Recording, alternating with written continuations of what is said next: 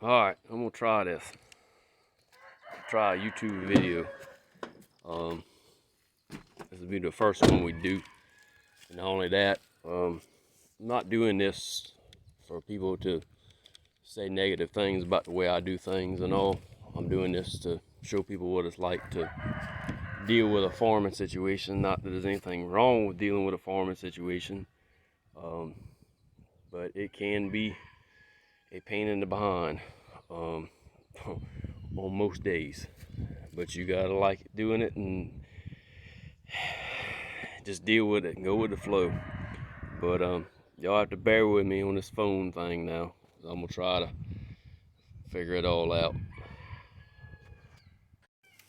Alright, back up so y'all can see this. This here is what I'm having to work on today. That's something I bought at a sale a few years ago, and it was in this shape when I brought it here, and I just dropped it, and I kind of figured one day I would use it. It's an old John Deere 4-row cultivator, and what I'm going to use it for is, I don't know if you can make out the rows. I'll walk over there real fast. I got some sweet corn. This corn's Roundup Ready, BT corn. I really don't have to run a cultivator on it, but I'm waiting on some parts for a combine and parts for a tractor. But kind of make them out a little bit better now. But I grew up on old 2-row cultivators and Pittsburgh frames and all that stuff, and I just like cultivating. Kind of get an enjoyment out of it. But I got this whole field in front of my house of sweet corn, and majority of it I ran out of seed and I wasn't gonna plant the rest. Because actually this field here in the fall, we're gonna plant pumpkins and have a corn maze on this side over here. That's what our plans are. But you know how things can change at any time. But getting back to this cultivator, I started kind of piddling with it last night. Oh, by the way, that's my cat. His name's Kiki. He lives in that combine. So if you got problems with rats, you need to get you a Kiki, because I ain't got no problems with rats. But I started messing with this thing last night. Me and my youngest son, he enjoys to come out here even though he's 2 years old, and he likes working on this stuff with his daddy. But what I need to do is I've got to run and get, if you can see, old batwing cultivator right there, sweep. That's a cultivator sweep. I don't think I'm gonna be able to find another batwing because they're kind of antiques and hard to find. But I need one right there on that tine, and I'm about to have to measure them and make sure I can get pretty much the same width. I hadn't really looked at the other tines. Don't need none there. There's 4 of them on there. Like I say, I ain't gonna spend a lot of money on this thing because it sits more than I use it, but I just kind of want to finally use it, and if it needs to be where I got to use it, then I can. But like I say, I bought it at a sale a few years ago. It needs a wheel right there. It's got the wheels that help stabilize it where it won't walk on you from side to side and cut your corn all down. But like I say, that's what I'm working on today, and working on the combine, trying to get it ready for oats. At least the combine itself. I had to order the belts. This old belt here is kind of wore out, and it keeps jumping off. You can see the old cuts in it. And I ordered a belt, but we ordered the wrong belt, so now I'm waiting on another belt from the international dealership. And I had to take this hydrostat out the other day. It was had a leak on the inside of it, on where the shaft comes out going in that transmission right there. And I don't know if you can see it, but there's an overflow plug. I say overflow, a vent right there, kind of sticking up out that transmission. It was steady pushing hydraulic oil out. I couldn't figure out why I was losing so much oil all the time. And I figured it out. I mean, I knew it had a leak somewhere. So I got that and put the hydrostat back on yesterday. And before I put all the lines and all back on, I've got to, and this is gonna be a fun thing to see, because it's up in here. But there's a belt that goes around here in there. I've slid this to the side. That's how we had to get the belt out. Luckily, we didn't have to pull the hydraulic pump and all out, because it weighs about 250, 300 pounds. But once I get the new belt, I'll show y'all how I got to put that back on and run all the lines back down to the hydrostat motor. It actually makes this thing drive. But like I say, it's part of it. You gotta steady working on something all the time, unless you buy new junk. But I don't buy new junk because you can't work on it. But try to see how big of a sweep we need. Run and see if I can find one, and I'll hook it all up and show y'all how it's done to change them. It's pretty simple, but most people watching this stuff don't ever see this part. Let's see, that's old Batwing sweep. I'm coming up with, let's see, 10-inch sweep. So 10-inch sweep. How many bolts? Where's the one I need to put? I got one bolt. I'll have to cut that bolt out with a torch once I get it hooked up. But like I say, I'll as soon as I get the sweep and all and get back to the house, I'll video me hooking it up and everything like that to the Mahindra. Anybody wants to buy a Mahindra, it's a good tractor when it's running. But when it breaks down, you can't get parts. So it is what it is. But all around good little tractor. I mean, I bought it a few years ago just to have a small tractor, and I should have left it alone. If I'd have left that tractor alone, I wouldn't be farming. But it is what it is. But I'll talk with y'all after I get to port.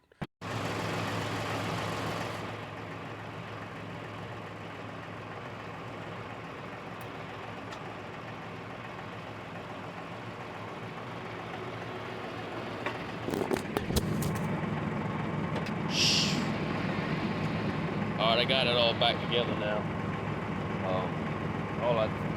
They didn't have a 10-inch sweep, so I just put a 7 on there, and I tried it out a minute ago and everything. But basically what this thing does is cultivator. You can see, well,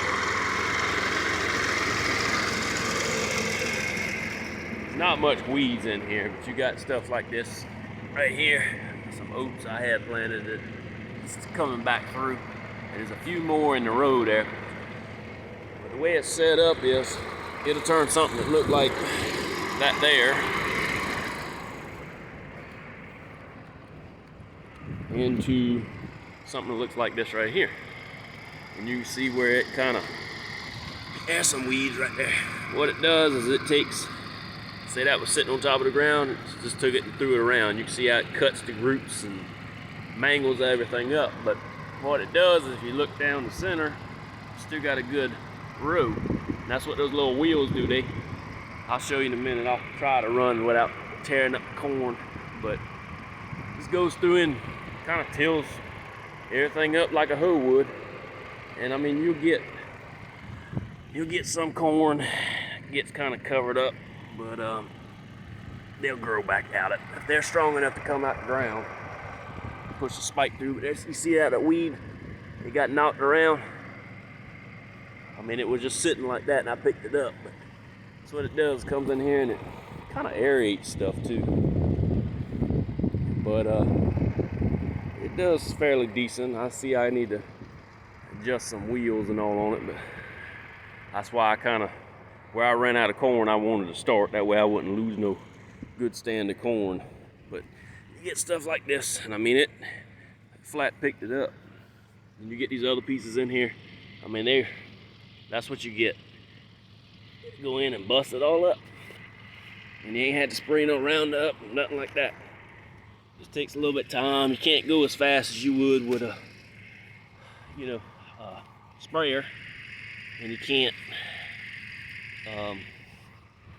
really go fast when the corn's is short, because you'll throw dirt up on top of the corn, so you kind of got to ease through it though. But let me get back on this tractor and I'll show y'all what it's like on the tractor. Alright, so you see, you got 2 rows going under yourself. This is gonna be fun. Alright, this is what goes on the backside. You pretty much can see that corn goes through those wheels. It's supposed to, if I can get in line right. They go through those little wheels, and those wheels actually keep the dirt from covering the corn. Having to go so light, it's really not digging in on it. That's pretty much how a cultivator works. Just take your time when the corn's small. Just ease through it. You got a lot of time to think on a tractor. Probably the best time I have is when I'm on a tractor. Sit here and think. All kind of stuff can go through your mind.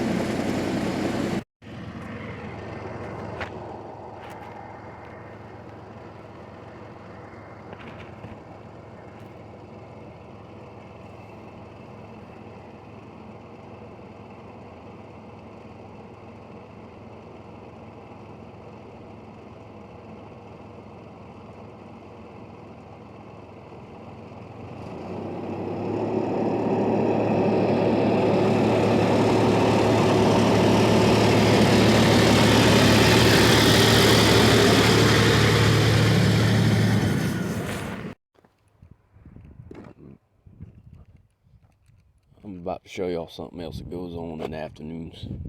My wife left. She don't want to be filmed, but I got a little. I want to introduce everybody to my right-hand girl. If I didn't have this little child right here, most of what goes on around here wouldn't happen. But twice a day, my wife and my oldest daughter come out here and feed these calves, and if I continue to make these videos, that little girl right there is going to be in a bunch of them. She does do a lot out here with me. But there's the calves. While I filming, I'll show y'all the end result of running the cultivator.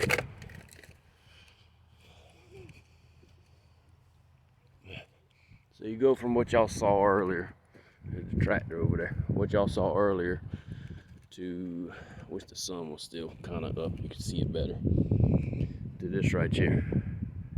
And yeah, it looks like the corn's gone, but it's not. And you get like that right there, you get stuff like that. Now, I bet you, and it did, it clipped those roots. I mean, I pulled them up a little bit more, but it just clipped that. If I could have gone faster, it'd have took that plant right there and flipped it upside down where the root ball would be on the top. But that's what it does. It runs under the ground and kind of clips everything. And every now and then, you'll have some corn covered up, but it's in a young stage where it'll still come up. And everybody talks about, let's see where you at. Everybody talks about frost killing corn. Well, we're probably gonna have a frost a couple of days from now, and if I can find one that I might have pulled up, I can show you better. But you see notches on corn, and each one of those notches is a ring. Well, it can frost on corn and be fine, but there's a growing point, and I don't want to pull that plant up, but there's a growing point under the ground, and that growing point, as long as you don't get a frost on that growing point, this corn will survive through a frost. Might burn it up a little bit, but it'd be all right. But that's what they always talk about, is a growing point. And like I was telling you, you get some corn covered up. I tell you, no, I got another way of showing y'all this. Find some. I'll dig down beside one of them. How about this big one right here?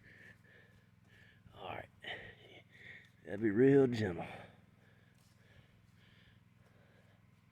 Let's see, where's it at? Okay, all right. Eventually, you see where them crown roots is coming out? Let me make them out. Get a handy dandy tool. I know this video is getting long, but all right. Okay, you got crown roots. So I know it's kind of hard to make out. These are the roots right here that stabilize that corn, but right there, you can't barely make it. Let me dig some more. I don't want to tear up the plant. There's a bunch of roots I just pulled off, but right down there, that's your growing point, right there. So that growing point, as you can tell, because it's white, still under the ground. So you have, I'd say that's about a ½ inch to the growing point. So as that corn matures, that growing point will come out the ground and it's gonna sit right at the top of the ground height. And as long as it doesn't frost on that growing point, it doesn't freeze, and you don't get no 15-degree temperatures, which in March in South Carolina, end of March, first part of April almost, which is supposed to frost first part of April, you ain't gonna be hurt.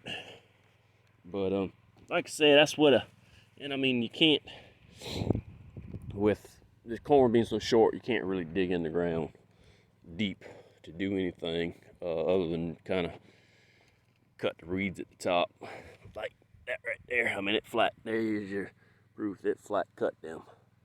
But that's basically what it looks like after. Now in the morning, it's amazing.